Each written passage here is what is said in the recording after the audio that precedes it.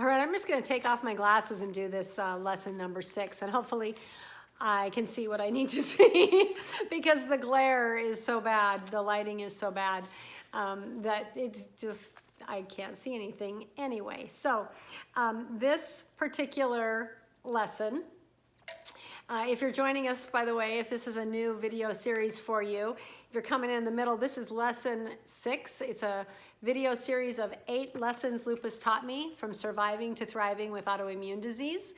And I am Callie Ray. I am the author of 8 lessons lupus taught me from surviving to thriving with autoimmune disease. And I was doing a Change Your Story book signing tour presentations prior to COVID, and COVID shut all that down and also threw me into a tailspin, which has resulted in being back where I was pre-transformation a decade ago, with pain, with exhaustion, with sores, with depression, and with a lot of weight. So I had decided that I was going to do my transformation 2.0 as we're all figuring out as a society what our new normal is going to look like. I decided my new normal is going to be thriving, and I'm getting back into my living wow. I didn't really step out of it. I was thrust out of it, just like you, with COVID, and no schedule, no routine, everything that we knew and did, from our business being shut down to our travel being shut down to school to work, I mean, everything. So it's time to rebuild it. And why not rebuild it thriving? Why just go back to settling for surviving? So that's why I'm doing this, and that's where we're at. A reminder, I am giving away copies of the book for free until the end of the year. So if you, I need to have your email, because that's how we're doing our journey together, is through email and messaging and texting.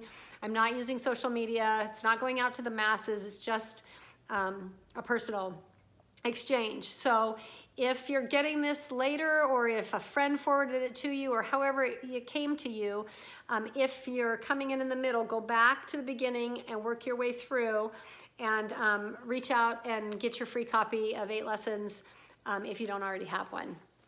And with that, we will go ahead and go into lesson 6. How do you eat an elephant? So you've probably heard that before. How do you eat an elephant? 1 bite at a time, right? Well, I just really didn't have a concept of that. That's not who I am. And so, like all the other lessons, I didn't really learn it until I was through it. And then I was like, oh, that's how that impacts my health. That's how my autoimmune diseases have been trying to tell me to slow down, right? So remember back a couple of chapters, a couple of lessons ago, when we talked about who was I born to be, and who was I taught to be, who was I told to be. So all of those things, my programming was very much very high strung. I still am. That's who I am. I am high strung. I am high energy.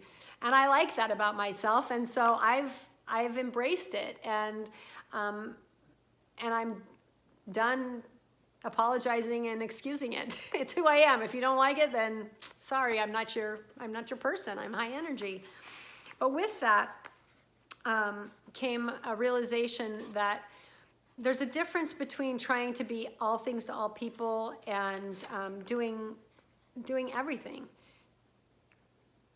Part of it was kind of a control freak. I don't have a nice way to say it. I'm a control freak. And you are too.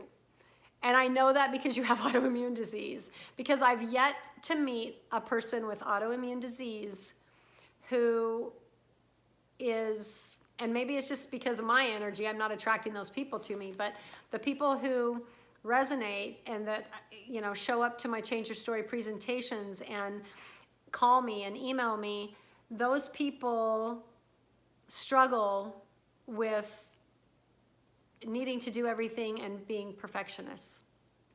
And I don't even really classify myself as a perfectionist. And it probably because early on in this journey, I realized that perfection is exhausting and not attainable. And so I strive for excellence, but I don't strive for perfection because perfection is not real. It's not possible in this life, right? So that's what this worldly experience is about, is to learn and refine and be excellent, but you're not going to be perfect. The only person that I'm aware of that's perfect is our Savior. So with that said, I can say it pretty easily now, but it was a hard lesson learned.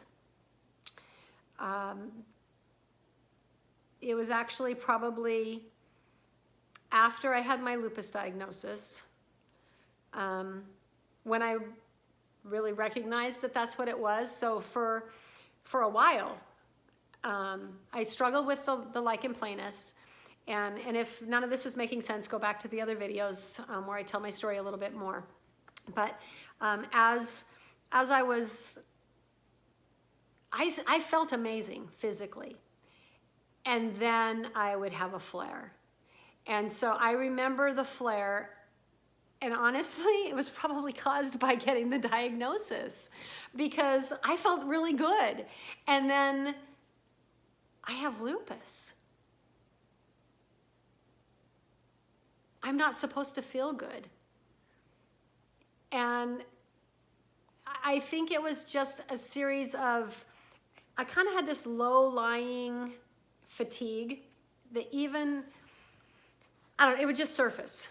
Well, now I realize that low-lying fatigue that would just surface was a flare, right? It wasn't one that would take me all the way down, but it was definitely not me. It's not who I am.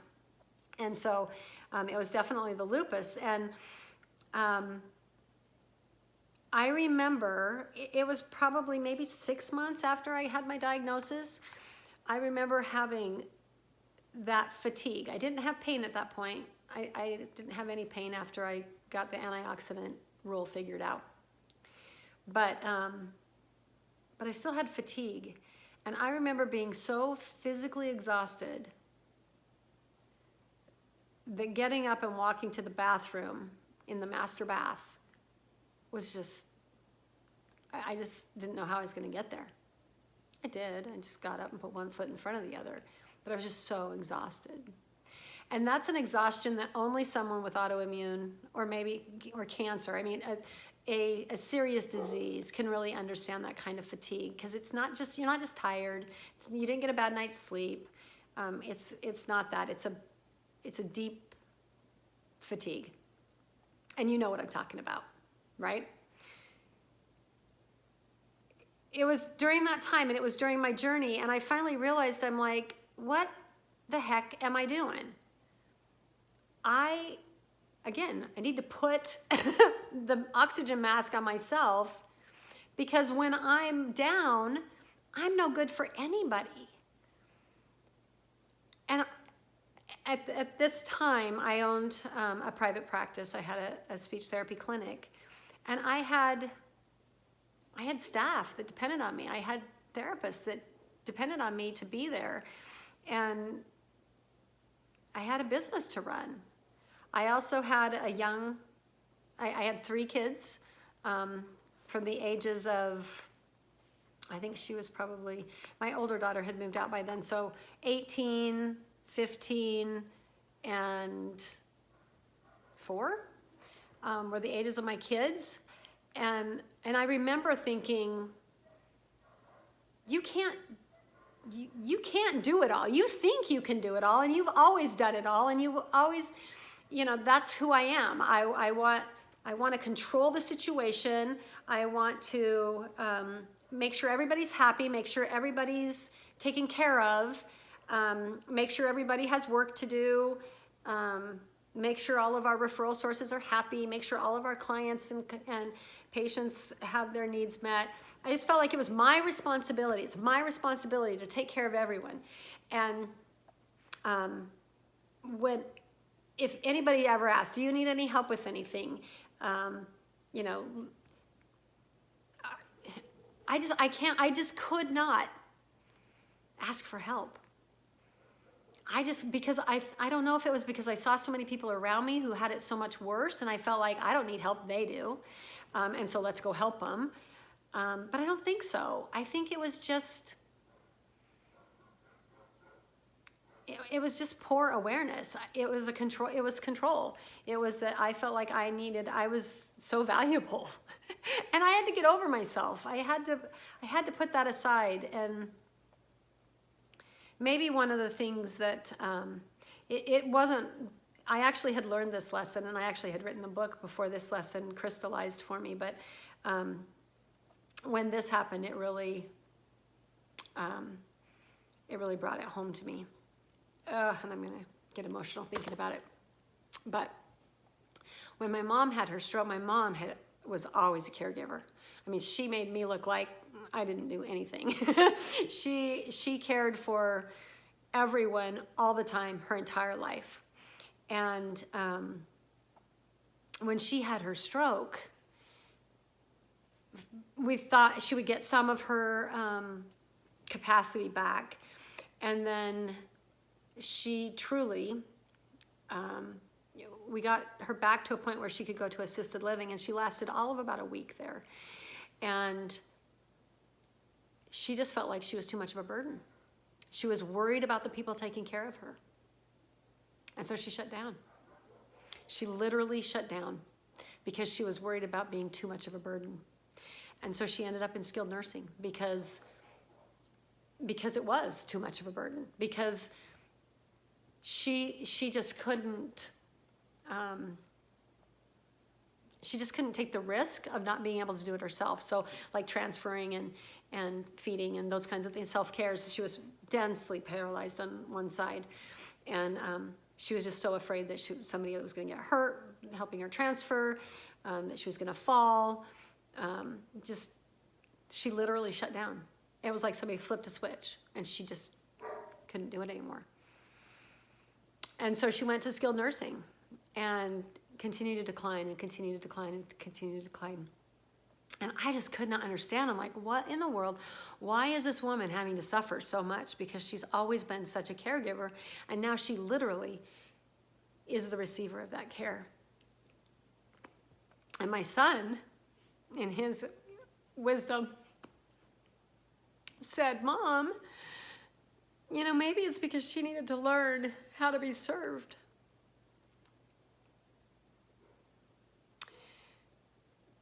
She needed to learn that lesson in this life, because she'd never taken help. She would never, ever take help. She was always the one giving it. And I turned that mirror on myself and I went, well, I don't ever want to be in that position that my mom is in. I'm going to learn from this one. And I'm going to learn to allow help. I'm going to allow, when someone says, how are you? I'm honest, like right now. If I'm struggling, I'm going to tell you I'm struggling. If I'm thriving, I'm going to tell you I'm awesome. I'm awesome. How are you, and how can I help you? But we're not always awesome. And it's okay if you're tired to have somebody help. And I remember that time when I was, so like I said, I learned that lesson before my mom's lesson, but that mom's really kind of just poof, put it in my head. I don't have any problem asking for help now. I accept it and receive it graciously, and I just love you for it. But I remember somebody had called and they said, how are you doing? And I said, I'm struggling. And they brought over dinner. And I would have been mortified to have someone bring over dinner for me prior to that. But I had gotten to the point where I was so tired, and I finally realized that it was okay. That I don't have to do everything all at once. I don't have to be Mach 5 with my hair on fire all the time. It's okay to struggle and to ask for help and to get help and to give someone else the opportunity to serve you. Because that opportunity blesses them and it blesses you, just like when you serve them. So again, everybody I've met with autoimmune disease has this control, not control in a, we think of control like I have to make sure that, like helicopter parent control. I'm not talking about that. I'm talking about trying to do everything for everybody, trying to control your world. And honestly, right now, with COVID, with the political climate, with the anxiety in the world, there is no control. It's all an illusion, right? So letting go of that and being honest with how you are and what you're doing, what you need, and then being able to being able to feel validated, I guess, in asking for that help or receiving it, to have permission, to have permission to that that's okay. I feel like that's something in our culture that it's looked at as a weakness, and it's actually a strength. It takes a heck of a lot more guts to let go and let someone serve you than it does to try and push through on your own and suffer through on your own. And there's just no reason to do that. So I'm gonna put on my glasses and look real quick to make sure that I hit the highlights that I wanted to. With the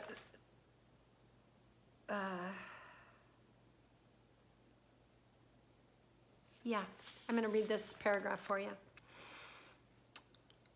because I still feel this way.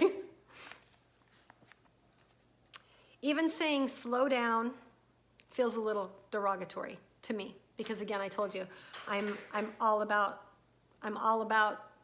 Mach 10 with my hair on fire. That's who I am. So saying slow down feels a little derogatory. It feels limiting. It feels like I'm not keeping up and doing everything I should do. But the realities of slow down to speed up or less is more, those sayings are true. I didn't ever really understand what they meant, but you get more done when you slow down and not just fly around. And sometimes less is more. Appreciate what we have. So for so many years, I heard these sayings, but I couldn't understand them. I didn't internalize them. I didn't understand how the activities I choose to participate in affect my overall health and well-being. It's the difference between flair and vitality. As hard as I try, it still frustrates me because life still happens and it still triggers stress. COVID much? But the difference is now I look at the situation. I just don't run headlong into it. I now realize what I can and cannot control, what I need to control or not control in order to prioritize and delegate. So recognizing what activities really need you and what you can delegate. Recognizing when you need help. Recognizing how to not necessarily do more with less, but maybe take less. It's okay. And maybe you don't struggle with this the way I do. Maybe you're not wired the way I am. Or my mom. But like I said, I would venture to say that there's some part of this control, delegation, service, boundaries that you're struggling with. Because if you weren't, you probably wouldn't be struggling with your autoimmune as much as you are. So I challenge you this week to, again, inventory. Get real with yourself. What are you overdoing? What do you not need to do so much? Maybe the kids can help out more. Maybe your husband can do more. Maybe they already are and you're not accepting it. So recognizing, I think, and bringing it back to the holidays. Hello, this is the holiday season that we're talking about. That's why I'm doing it now. That's why it's such an issue, is because we often take on more and want to do more and be more during the holidays. So this is a perfect time, perfect week for you to have some boundaries and have some help and eat that elephant one bite at a time. Don't try to eat the whole big butt, all right? Or any other big old part of that elephant. One little tiny bite at a time. And with that, we'll go into lesson 7 next week.